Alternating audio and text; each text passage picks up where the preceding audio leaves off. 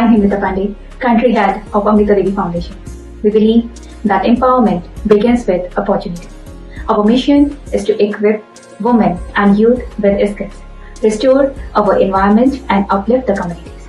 Through education, employment and environmental action, we are building a self-reliant and sustainable future.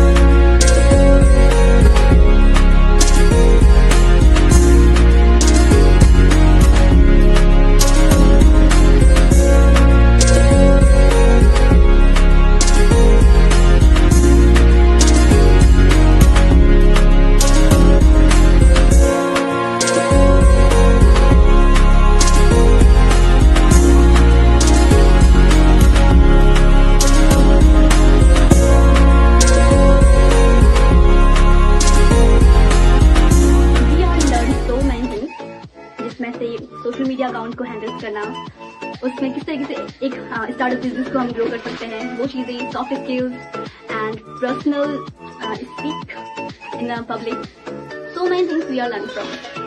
And I like to thank Amrita Devi foundation जिन्होंने महिलाओं की education के लिए, उनके skill development के लिए इतना सराहनीय योगदान दिया है।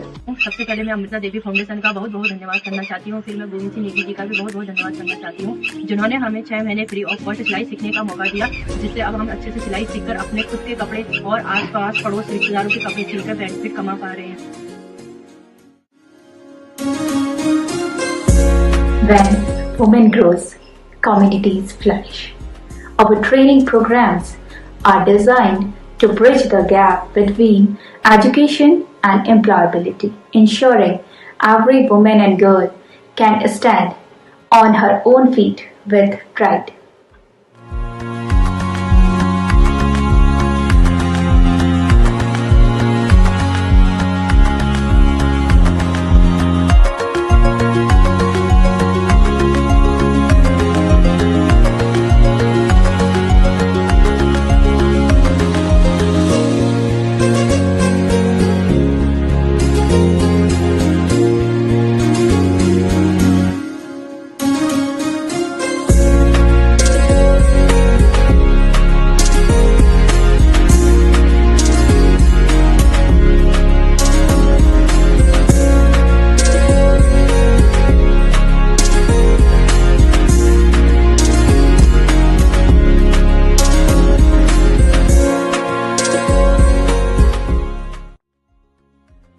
आज के दिन तो एक जो सपना देखा गया था उसे आप एक शेप में होते हुए देख सकते हैं। के साथ रिखानी गांव जो कि अल्मोड़ा में स्थित है वहां पे पहुंचा। अमृता देवी अर्थ केयर की तरफ से जो कार्य पर्यावरण के लिए किया जा रहा है उसका एक जायजा हमने यहाँ पे लिया। मुझे ऐसा लगा कि एक ऐसा काम कर रहे हैं कि जो सिर्फ पर्यावरण के साथ साथ जो यहाँ के रहने वाले हैं उनको भी इकोनॉमिकली सपोर्ट करें। ये जो मेरे पीछे आप देख रहे हैं ये एक चंदन का वृक्ष है। कभी सोचा नहीं होगा कि चंदन के वृक्ष उत्तराखंड में भी इस तरह से लगाए जा सकते हैं, बट ये जो मुहिम चलाई है जहाँ लोगों को एक दिशा दी गई है कि वो चंदन के पेड़ लगाएं, पर्यावरण की तरफ है ही जो सपोर्ट उसमें मिलेगा, but economically also it will help the people those who are residing in this area. मेरा नाम सुनीता मेहता है, मैं ग्राम रिखानी से हूँ और हमें आज अमृता देवी फाउंडेशन द्वारा धुआं रहित चूल्हे मिले। हम इनका प्रयोग करेंगे तो हमें धुआं नहीं लगेगा और जिससे हमारा स्वास्थ्य ठीक रहेगा। अमृता देवी फाउंडेशन का धन्यवाद करती हूँ जिन्होंने हमें धुआं रहित चूल्हे दिए। Our work being recognized by the leading organizations. We have been awarded as the Best NGO in 2021 by the GNE Awards, and our commitment to excellence has earned us the Incredible Workplaces Gold certification.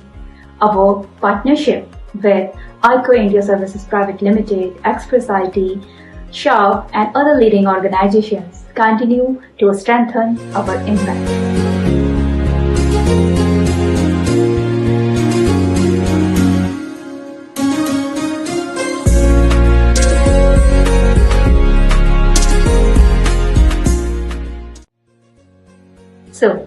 Together we can build a future where every woman is skilled, every tree is nurtured, and every life is transformed. Be a part of this change. Visit our website, follow us on social media, and join hands with Amrita Devi Foundation today.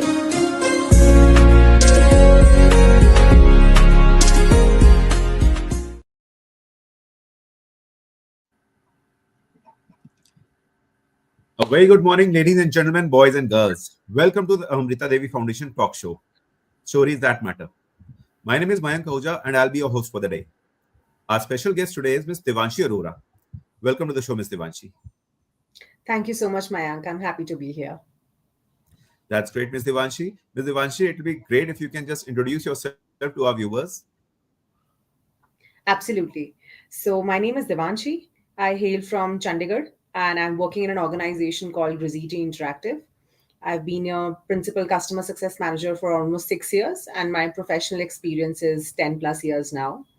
So, I've been in the corporate industry, but I've been associated with a lot of NGOs before, and now that I'm associated with Amrita Devi Foundation, I think it gives me great pride to give what I have back to the society. So, that's just something about me.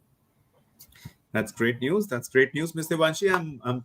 Let me tell you, I'm absolutely delighted to host you today for a conversation that couldn't be more timely in today's world. Upskill to stay ahead, why it matters now more than ever. Absolutely. Great. So we are living in an era where the only constant is change, from AI advancements to shifting business models, from hybrid work cultures to new age customer expectations, as you are already a customer success person. And Right. amidst all this, one thing is clear, the skills that got us here will not take us there. That is for sure. So what does Correct. it mean for professionals, leaders, and organizations? Let's explore this topic today. So, Of Ms. course. Devanshi, first question for you. Why does Yeah. upskilling really mean? What does upskilling really mean in today's work environment?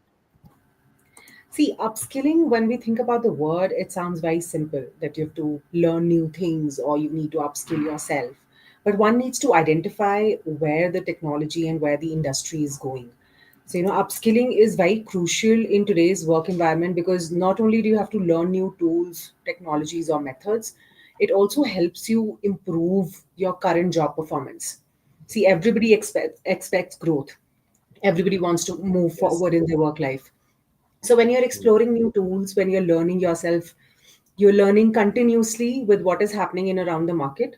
You will improve your current job performance and you'll also stay relevant. Maya, like you rightly said, the journey that we've covered till here will not take us forward. We'll probably, when AI stormed the world, none of us knew Right. how we have to, compete ourselves or be compatible with that kind of change. But now, if you talk to people, everybody knows basics of AI. They know, we all use Chat GPT all the time. We all use other AI tools as well. So we've adapted ourselves to that kind of an environment, which itself is a very big proof that upskilling is something that is continuous and it stays for every individual, right? You have to stay relevant in this fast changing market. You have to prepare yourself for future roles.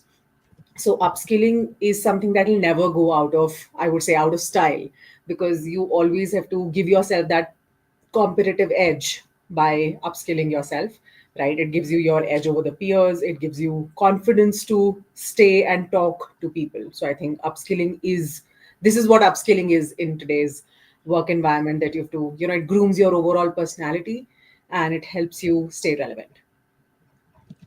Absolutely correct. Very nicely said, Devanshi. Wherein one thing was, of course, that really hit me hard, and that was the upskilling should not go without direction. It should be a well-directed upskilling. We should identify where the industry are going, where our industry is going, what way we have to take, and then we should take it forward. So, thank you so much for, of course, enlightening all of us in this. Well-directed upskilling is very important. So, Right. just again, coming back to the second question. So why upskilling becoming more critical now than ever before? Right. So, like I said, the world right now is going through rapid technology changes. Be it AI, be it automation, we see everything changing the way it works around us. And I'll give you a very simple example. If you talk about customer support, let's say, we have our phones and something goes wrong with the phone. The earlier channels of us resolving that problem were, calling the customer care or going to the tech center. But now when you take companies like Zomato, Swiggy, any tech companies as well, you take companies like Airtel, Samsung, wherever, you will see a small chatbot coming up, right? So chatbots were quite a thing, and now I think even chatbots have phased into another level.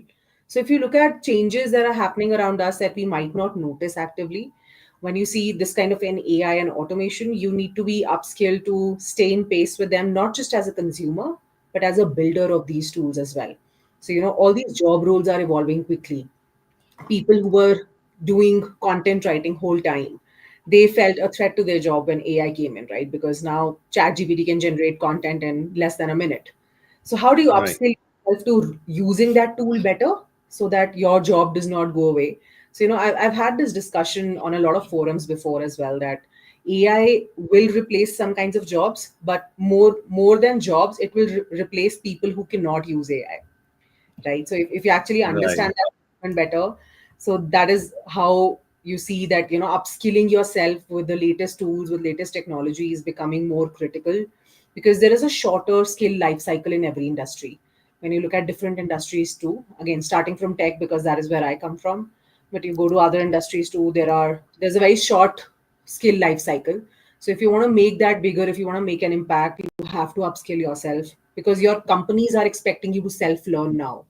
Like they may not spoon feed you. The trainings in companies does not happen in the way it happened when we joined our jobs initially, like around 10 years back. Right. We had a different kind of training program, but now companies are expecting you to self learn. There are remote jobs that came in after COVID. Again, COVID was again a major shift in how people saw and work Right. forward. So, your remote and hybrid work demands new skills. We all got digital at that point in time. So, people who did not know how to use a laptop or an Excel or a Zoom did learn it during COVID. So, you see Correct. upskilling happening with how the world is changing around us, and it is more critical than ever, because we're at the peak of that change where everything is automating, where you see robots coming in, where you see AI at its peak, everything is changing. So, this is the best time to kind of upskill yourself. Absolutely correct. Absolutely correct. So very nicely, I mean, you have given some really nice examples of Zomato and Swiggy also, and there are organizations which are coming up with bots. But I'll tell you that over there also, I think bots are also evolving. Just few days Yes. ago, just 2 3 days ago, I think last Friday only, I had a bad experience with these bots. I ordered some pizza from some Right. one of the prominent players. Then just I saw that by mistake the address that I had entered was the wrong address. Or in fact, the address Okay. that I had selected, but that was just nearby only, so it was not that not a Mhm. challenge. So if I had changed that address, it could have easily come to me. Now, once I tried, I was trying to connect with that person or connect with that bot. I was trying to say that I to please change the address, but somehow it was not changing the address. The number was not available. Somehow it happened, and ultimately, once I got the number of the person who was going to deliver the pizza, I called that person, and then of course that happened. But for Right. those 15 20 minutes, it was a little those 15 20 minutes were not very good experience for me. I mean, it actually they were a little disturbing, and not disturbing because I was not getting the pizza. The disturbing thing was why I'm not able to talk to a person, because if I talk to a person, things will be a little better, because the thing is very easy. Actually, the challenge was very easy, and it could have been solved. So that Correct. happens. So it clearly means that it is also evolving. We are still in the I won't say the infancy stage, but a little just more than the infancy stage, but still a long way to go for all of us. Absolutely. Absolutely agree. Right, right, and of course, as you said that of course it is coming up. We can use it as a tool. Of course, I have a strong feeling that we all should be using this tool instead of taking it as a threat. We should use it as a tool, Correct. and then this Exactly. this difference will always be there. Like a cricket bat will always maybe Virat Kohli also has it, and some other people also have it. So True. so who plays it better? So it is about that. So of course, Chat GPT is available for all of us. Now we just have to see that how who plays it better, and of course, Absolutely. upskilling. Once we keep upskilling, it will work. So that's Correct. great. So how do you see the difference between upskilling and reskilling, Devanshi? Right. So, upskilling, and there's a very basic difference to understand here. Upskilling is basically enhancing your existing role skills, right? Whatever role you're doing, whatever skills you Right, currently have, you kind of take them to the next level. And reskilling will prepare you for a career shift. right? So reskilling is basically where you understand another skill, you start moving towards another skill. So again, a very simple example here, that let's say, I'm a customer success person, but I start learning designing. So that will be reskilling myself, where I can brand myself not just as a success manager, but I want to also brand myself as a designer. So Right. the point to note here is that if your reskilling happens in a completely different field, it will become difficult for you to choose a career, because you can't choose a contrasting skill that you current with ones that you currently have, so that it has to align with what you're doing. So again, a simple example that we used to see at college was interior designing plus architecture. So these two skills are related, but they are very different Right. fields. They are very different. People graduate in in these fields differently. So that's what it is. But somebody who's learned architecture, if they learn interior designing as well, it gives them an edge. So when you're reskilling yourself, you really need to think through of how that skill relates to your current skill. And upskilling is basically about future proofing yourself, because you know that this is something that you already know, you're already good at this, but you are going towards the upskilling method to make yourself better and better. You're going towards the expert path. But reskilling is more about reinvention. You're finding a new you, you're finding a new skill that you can learn, and you can get better at that as well. So both of them are aiming to improve not just employability, but it takes you to different directions of exploring yourself individually too.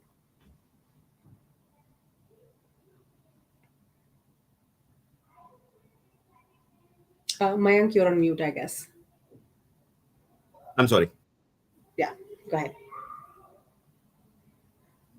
So reskilling would also mean that if we are already we are aware of some skill, and from A to B we have to take the skill. But reskilling, does it mean that we are just reskilling ourselves to use a different tool? We are skilling ourselves on a different tool to reach from A to B, and that maybe in a quicker time, in lesser time. Would not Yes, also absolutely, be that? absolutely. Since I said that these are very thinly connected, right? That you're upskilling yourself in your current skills, or you're reskilling yourself to, like, completely learn that product all over again. So that also comes under reskilling. Let's say I know how to use MS Office, for example. But if I go and take a beginner's course in MS Office, I then take an intermediate course, I take an advanced course. So if I start taking, if I start upskilling myself on a tool that I already know, but in a different manner, with with new functionalities coming in, so that also comes under reskilling. So they're very thinly connected. Mayank, I think you're on mute again. I'm sorry again. So, of No course, worries. learning for all of us over here. I would say that on the personal front, also, I'm also going through a phase.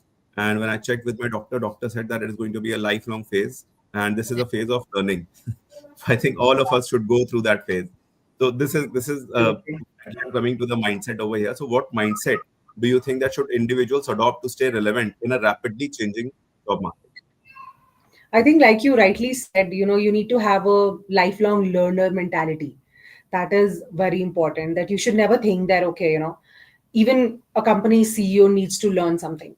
Correct. Everybody is learning daily in their lives. So that mentality takes you a long way, where you keep your mind open to things, learning things from Right. people around you, taking lessons from life in general as well, not just upskilling yourself on technologies or tools, but learning in life general as well. You have to embrace the change, because change will happen. Change is inevitable.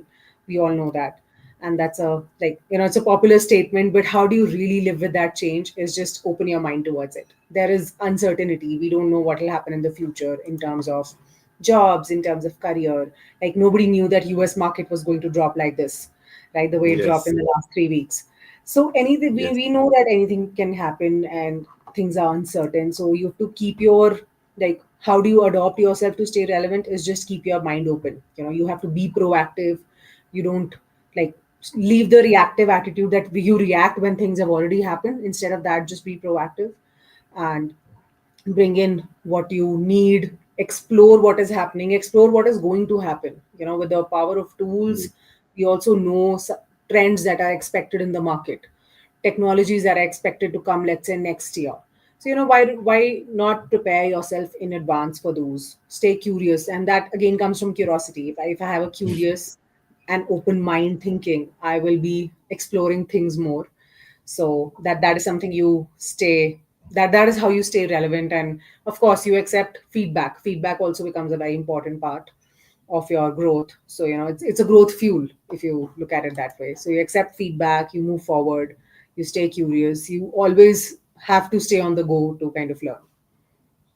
Right, absolutely right, Devanshi. So as you rightly said that we should expect the unexpected. We never know that what kind of things are happening. As you had said, that U.S. market initially, people were thinking something else, and then suddenly once Mr. Trump came in, a little what everybody thought is going to happen, instead a little different thing happened, and that is how the entire world got a little disrupted. And but I think, Exactly. I mean, again, the way it came, I think it is going to be a short term, probably. I mean, this is personally my opinion. It is a short term thing, and probably things will settle down pretty quickly in that term. So, but yes, you are absolutely right that we should continuously try and find out the things that are coming our way.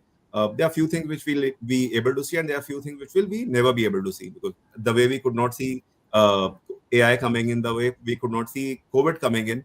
So that is something that we just have to be prepared for the unexpected always, and we need to have that kind of mindset. So very rightly said. So of course, and that mindset will come with this attitude of learning and attitude of facing the new things. Right. Right. So coming to the new question, it is a decision that everybody has to take. How can someone identify which skills they should be learning next? That's a very interesting question. I've seen people struggle with how they should upskill themselves and where do they start. So, that's essentially the Right. question. I think the first point why you need to start to identify the skills is looking at why you're struggling right now.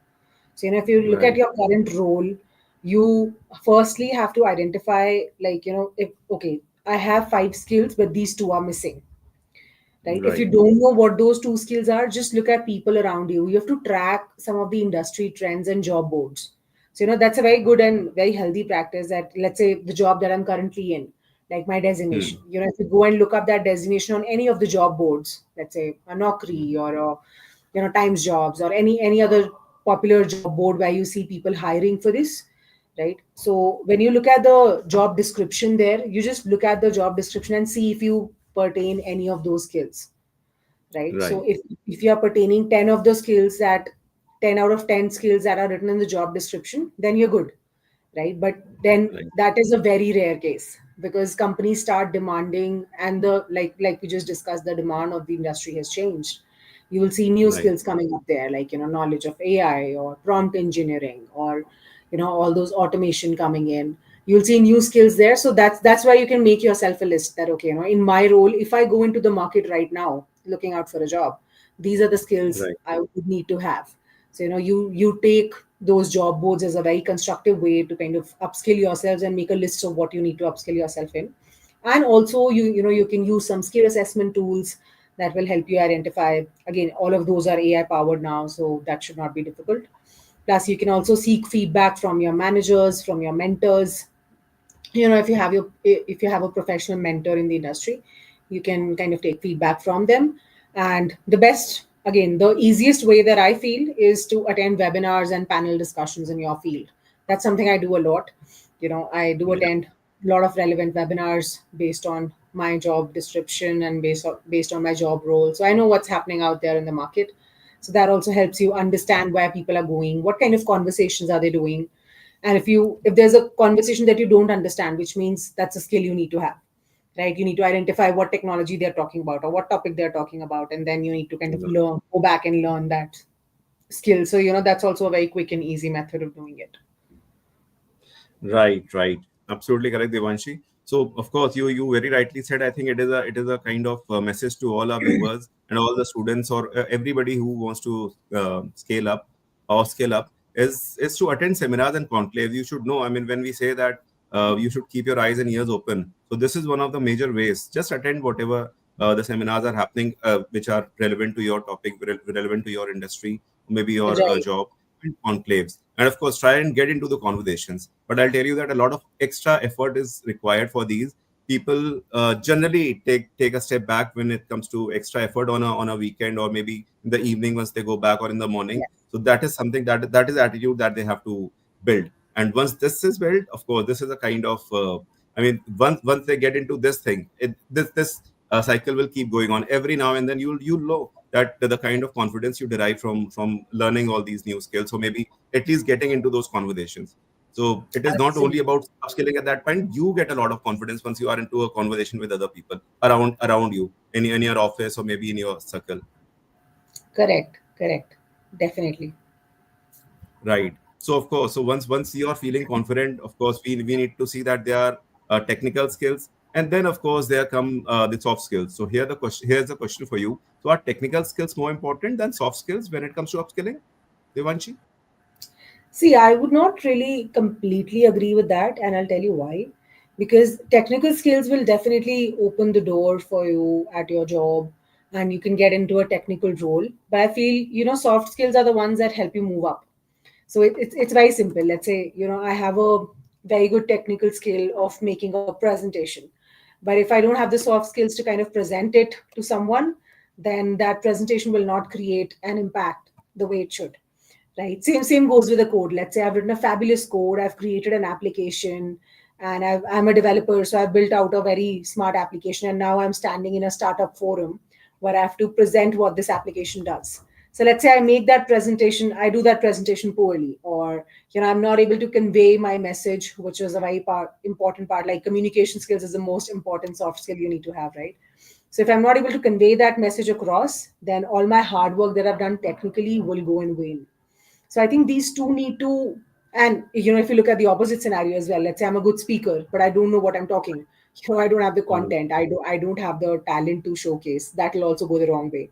So I think these both have to go hand in hand, and one cannot survive without the other. So today, if you look at people like who are just technical in nature or just have the soft skills, they have a very short-lived career because eventually Right. you will have both, right? So people who have the balance, like people who have the balance of these two skills are the ones you will see in leadership roles. Teams Right. are thriving with people who are strong communicators, and soft skills will set they will set you apart from equally skilled tech talent.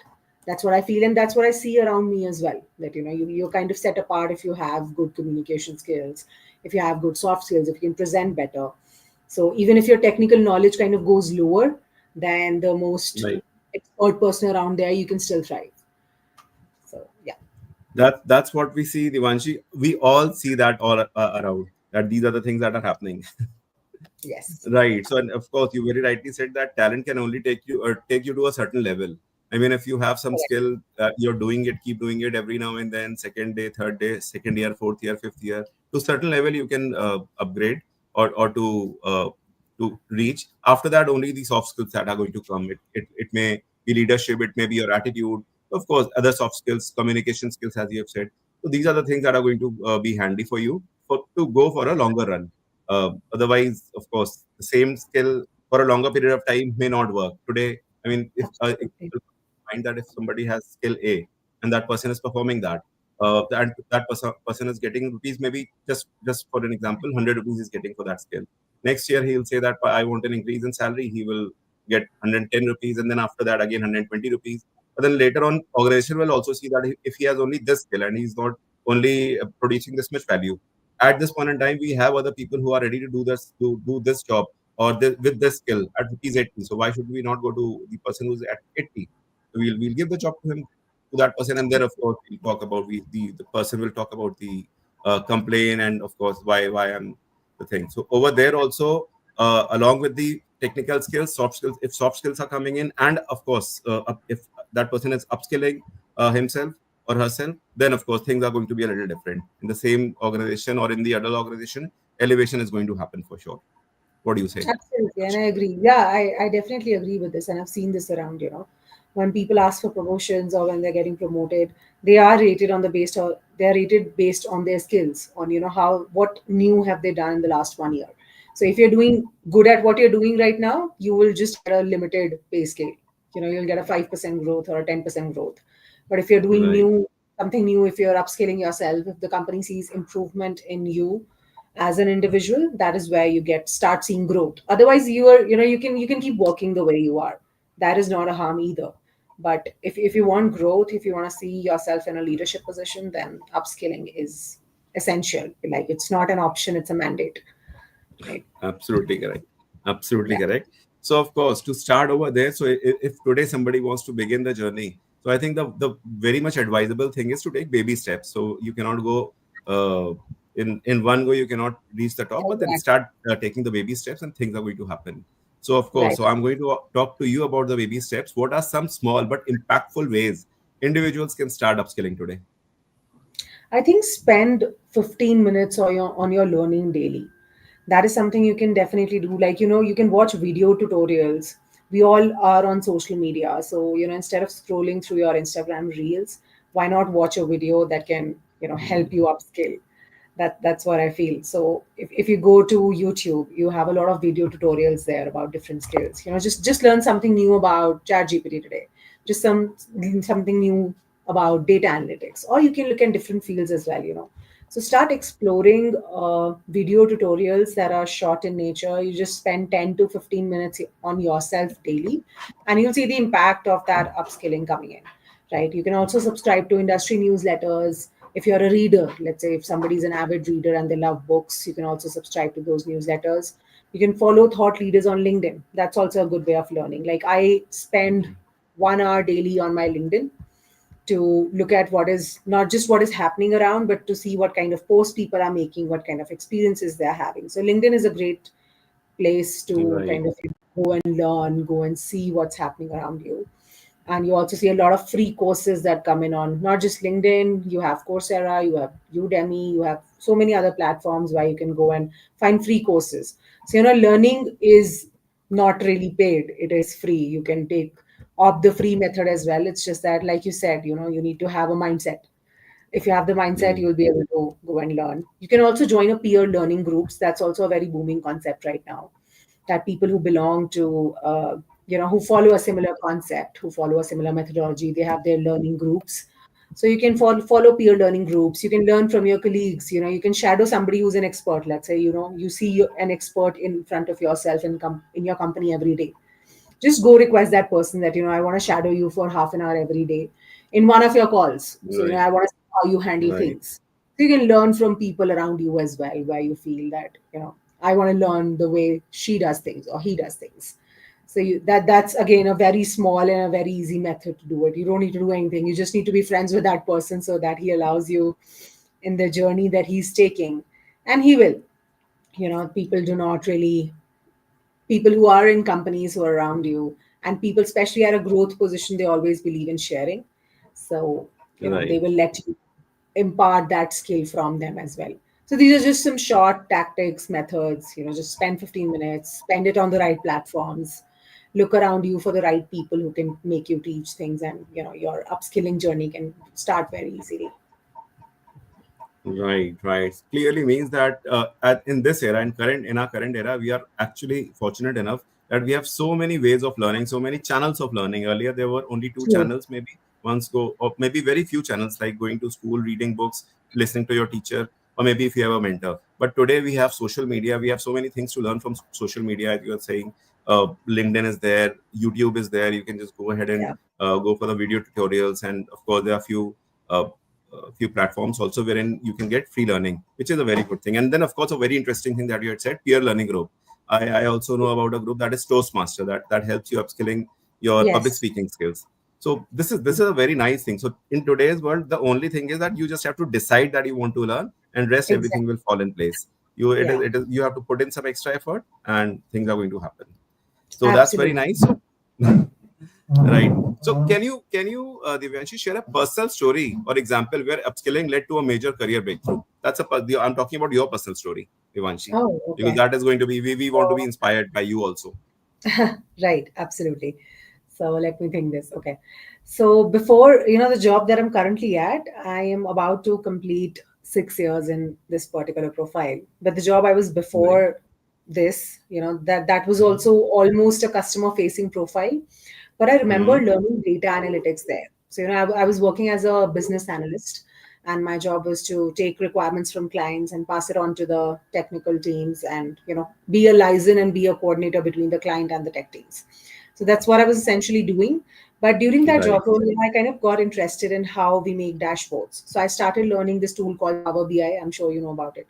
It's a Yes. data analytics tool, right? So I started upskilling myself Yes. there, and that was kind of, when I planned to move on from that job, this job that I landed, that was like the most highlighted skill there. And I wasn't even planning to put it on my resume earlier because I was like, okay, I'm going in for a customer success role. What will data analytics have to do with it? But then Hmm. when I was being interviewed, and I was interviewed by the CEO himself, so this skill kind of stood out, and then I understood that, okay, no learning goes to waste. So that was like a very good breakthrough moment for me, and I was like, I just learned this out of curiosity, but now this skill is helping Yes. me out. And, you won't believe, it still helps me out. It still gives me the edge in my with my team members because I've learned data analytics. I've learned how to read and analyze data. It still gives me an edge over my peers. So I think any skill that you learn, again, will never go to waste. I learned public speaking, and again, I'm right here doing a LinkedIn live show with you, and I've done a few webinars before this as well. And I've recently started Right. my own video channel. So it kind of, the story is that it'll never go to waste. If you talk to anybody who's successful, they will have a very inspiring learning story. So yeah, that was Absolutely correct. Absolutely correct. Public speaking, you have learned. You didn't need to tell us because we already know that you are such a good public speaker, and you're the way you are presenting yourself today. Of yeah. course. So other skills we were talking about, but yes, that is quite inspiring. The way you have said, and of course, as you say that no learning goes a waste.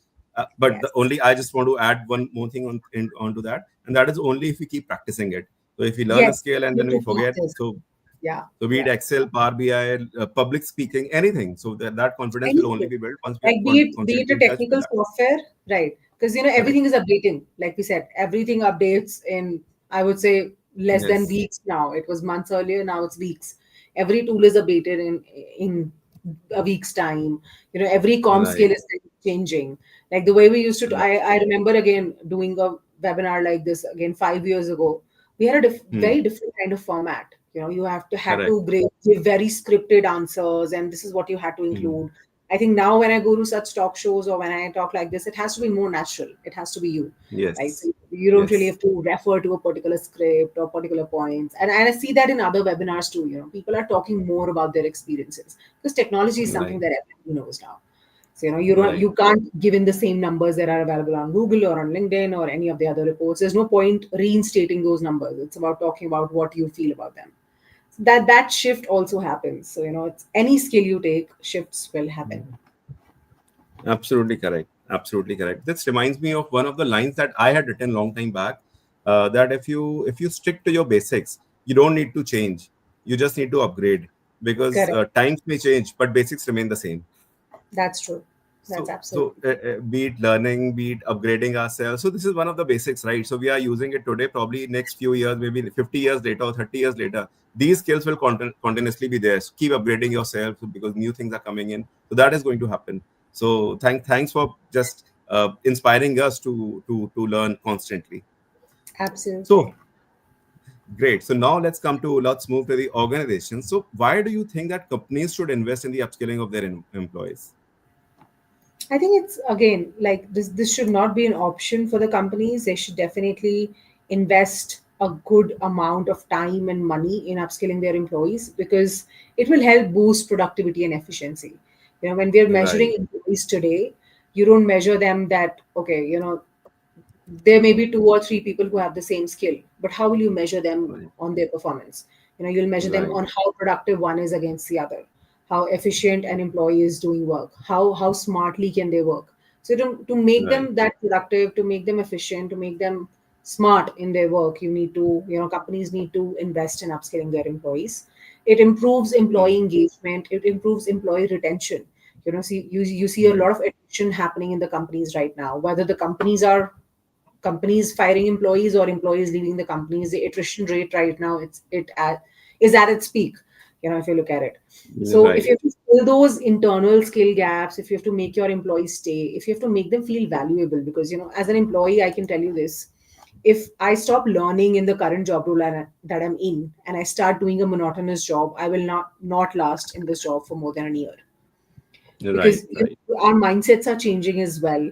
human behavior has changed a lot in the years. We've become more short tempered, we've become more short lived, Mm. our attention span has decreased over time. Right. So if employees don't get that feeling that they are learning and they're growing in their current job roles, they will not stay at the company. So if you need to look at retention, and if you invest in your crucial employees in the right way, and upskilling Mm. them, you will reduce hiring costs, because you will not then have to, hire new people every time. You again waste your time and effort in training them.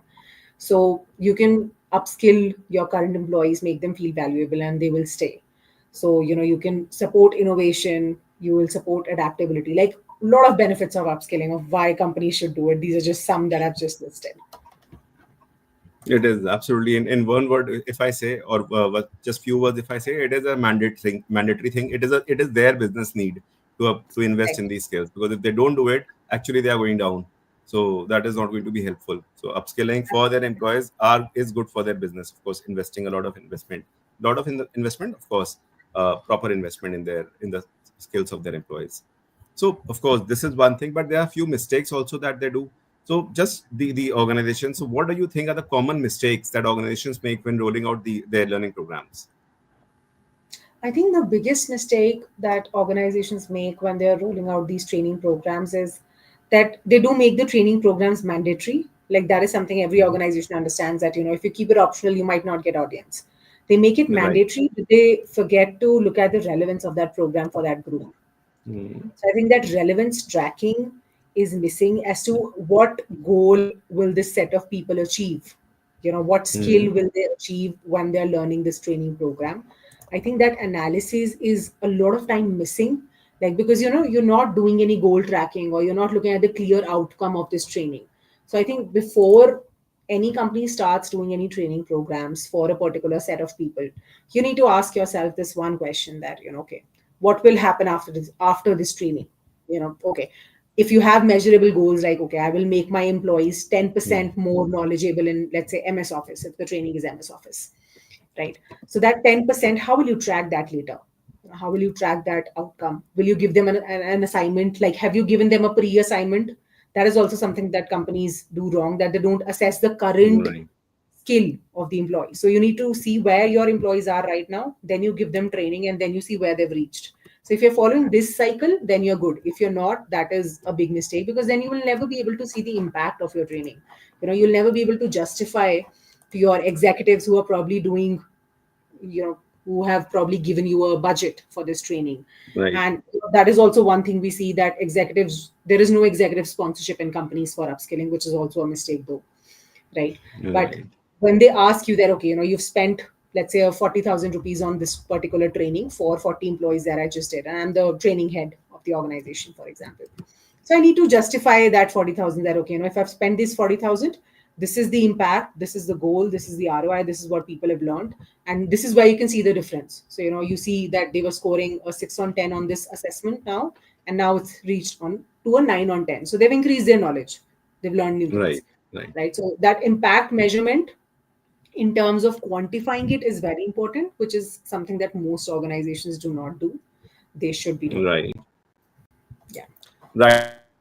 Right. So two things that I could took from your from what you have said. So first of all, if you cannot measure, you cannot control. So measuring things are very, very important over there. So be it training or be True. it anything else. So we have Yeah. to quantify everything.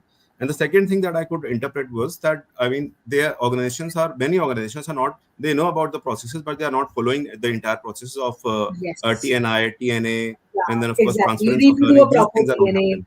You need to do a proper skill gap analysis, right? So all those TNA and skill Yes. gap needs to be done in a proper way to make yourself thrive.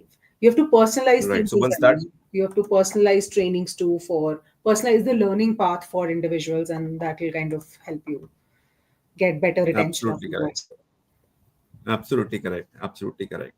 Yes. So moving forward, so what do you think that how can companies build a culture of continuous learning? Because that is something that is very, very important in today's world, and that is what we have been discussing. So how can companies build a culture of that continuous learning? So I think the easiest and the best way of building that culture is make learning a part of your performance. performance goal. Okay. When Yeah. employees are going through their appraisal cycles, or when they are being Mhm. appraised after an year, so they should be like, learning should be a part of that appraisal program, right? Which is where, either out of spite or out of, Mm. I would say compulsion as well, employees will at least go through learning, right? So this should be a part of their performance, and they should, it should be a part in a way that they need to be shown that, if you're learning this, if you're going through this learning path, this is the kind of growth you can expect. Right. So when employees start comparing Right. their growth with their learning, that is where you can build that culture. And you have to reward learning achievements. You can't just tell them that, okay, Right. keep learning, and nothing will happen. You have to reward them. Mhm. You have to make, you have to give them an easy access to learning tools. You need to make learning a fun process for them. You have to encourage knowledge Mhm. sharing across teams. You have to, also lead by example. So if your leaders are upskilling themselves too, I think that is also a big part of it drilling down in your company's culture. So if you see a leader Right. taking a course, you know that, okay, because we know that our leaders are not free. They Mhm. have the most time crunch that there is.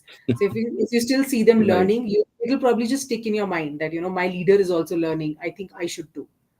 So that Yes. feeling will eventually come, when you're leading by example. So Correct. I think this is where companies can build a culture. Great. Great. Walk the talk. So leaders should walk the talk, and things are going to Exactly, happen. absolutely. Uh, Right. So of course, as you said that of course one thing will be mandatory. Maybe it is a part of your appraisal. So once you learn, you will be appraised. For example, we can take an example of a Dangal movie, wherein punishment was the only motivation for the kids. They have to upskill themselves. If they don't, then of course there will be some punishment for them. But over here, of course, this is also, if appraisal is, if you want a good appraisal, then you have to learn this thing. So of course, Correct. and then of course, this is going to the push factor. Pull factor will be rewarding, as you said that. Reward Hmm. them, making, learning fun process. So if that they should feel really really happy while learning. So of course, we have to make few mechanisms as per that. Hmm. So absolutely right. Right. So leading by example will also be a major thing that to do, because culture comes from there only. So nobody True. else can drive the culture than the top leadership. Right. So, Ms. Devyanshi, what are some of the successful examples of corporate upskilling initiatives that you have seen? I think at Grazity, we've seen a lot of efforts. At one point in time, I was also leading the training department for my product team, right? Right. So we've seen a lot of examples. Like we do have internal boot camps of training. Like, there are company sponsored certifications. That's a big thing. So, all Mm, of our technical teams, like Salesforce teams and other technical teams that we have in the company, they all have certifications that are sponsored by the company. So, the company is not just mm, telling you to do them, it is also sponsoring a part of that particular certification for you, because we know that technical mm, certifications can be expensive. But you also right. have libraries like micro learning. We all have learning libraries and learning drives. Mm, So, and the company in general is very open about that learning culture. Like, we do have a proper learning team that does the TNA, and people are measured on skills. So they have actually adopted the process that I've just told you. I learned about this process sitting in my current company itself. That, you do right. a skill assessment, a pre-skill assessment, then you upskill your employees, and you do an after skill assessment, and then you go through the whole process. So yeah, that's an initiative I see in my current company. That's great. That's great. So, boot camp, certification libraries. So, you mean to say that we have to provide them with all the facilities so that Yeah, again, it is going to be a pull exactly. factor, Like, make wherein it make people. it easy. Make it like a pull. You have to pull people towards training instead of pushing training on them. I think if you keep that Right. philosophy in mind, you can actually curate better learning things for them. Right, right. Absolutely right. So, Ms. Devanshi, of course, we talked about certifications. So, do you think that in 2025, in the era, or maybe after this also, certifications will hold some important value, or the value of these, instead of certifications, the value has shifted somewhere else? I think certifications, if you personally ask me, are still credible for for your own brand building and for your resumes. And Hmm. but they become, if you see the shift on how certifications are perceived right now, if you're tying them to Hmm. real projects. So, it's Right. not just number of certifications that you're just doing and taking, but Hmm. you have to often demonstrate what you learned out of that certification as a skill when you're doing a project.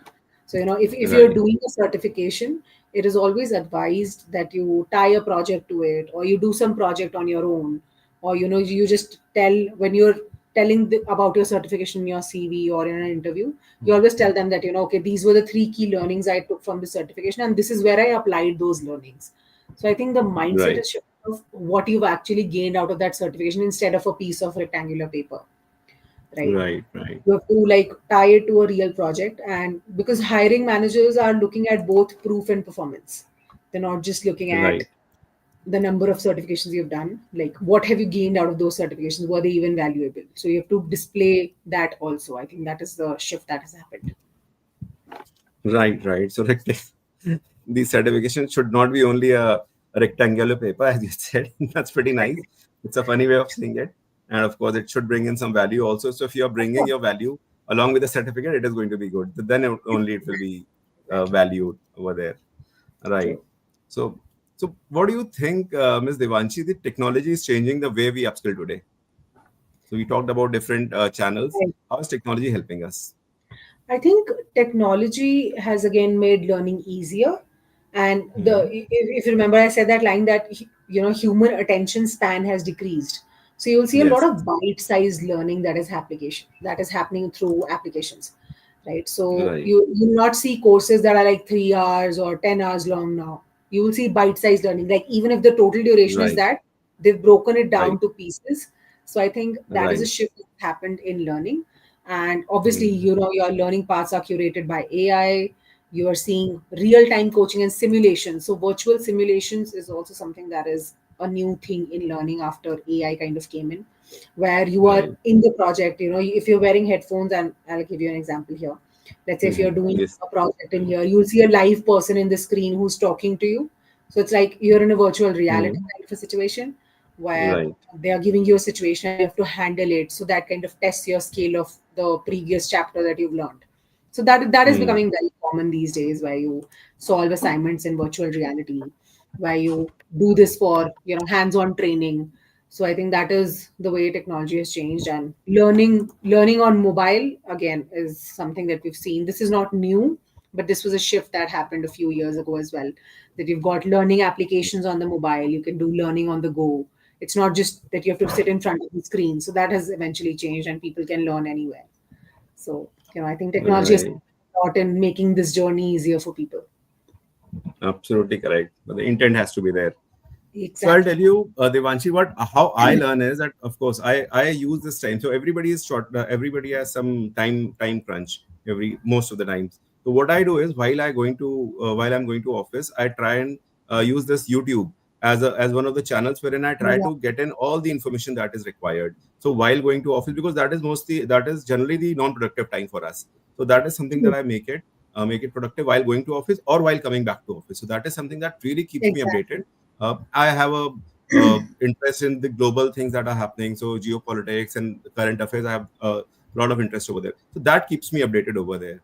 And so this is my way of learning. And of course, as you said, LinkedIn. I spend a lot of time on LinkedIn also. I curate some maybe bases the things that are here or my opinion. I try and keep putting in some learning thing, and that is not only for LinkedIn posts only for others to view, but of course I get a lot of learning from that as well. So what I write, Correct. what I read from others posts, that gives me a lot of learning, so that helps a lot. So what do you think that what are your top go to platforms or resources for learning and upskilling? I think I also use LinkedIn Learning a lot. I am a YouTube fan, of course. Like, I do use YouTube for learning Right. too. But there are platforms like Coursera. There are a lot Hmm. of podcasts that are coming out today that can kind of Hmm. help you learn. And I also use TED Talks a lot. So if you Oh, listen to that's TED Talks, excellent. you can kind of get inspired. You can learn from there. You can see what technologies are happening. And even when you look at shows like Shark Tank, or even when you look at Yes. shows that talk about innovation, that talk about AI, they're a good stream of learning too. You might not get inspired to build your own product or become an entrepreneur, but you will learn about what is happening, right? How can people get those ideas? How can you open your mind, and how can you get more creative in what you're currently doing. So if you look at such communities and forums like like GitHub, or you have Slack groups, so I think those are Yes. also good sources of learning apart from a LinkedIn, Coursera, or Udemy that we already know about. So you Right. can use Right. these kinds of resources to kind of learn. Right, right. Thank you, Miss Devanshi. So I'll to all my viewers, I would say that I mean this is something I would like to leave all our viewers with one thought, that learning is no longer a nice to have thing. It is a must have. The only sustainable edge we can create as individuals and as organizations is the ability to learn faster, smarter than the world around us. So you just have to stay small, start small, as we said, baby steps. Stay curious, and remember, the best investment you can make is in yourself. So thank you so much, Ms. Devanshi, for such a lovely session. I mean, we all were our audience, our viewers, and we all have been enlightened by your words. Thank you so much. I hope that we cross roads again, and we again get into some other session, and you enlighten us more. Absolutely, Mayank. Thank you so much for having me here. I think I had fun doing this talk as well. Right. So I hope to connect with you soon. This has been amazing. Yeah. Thank you.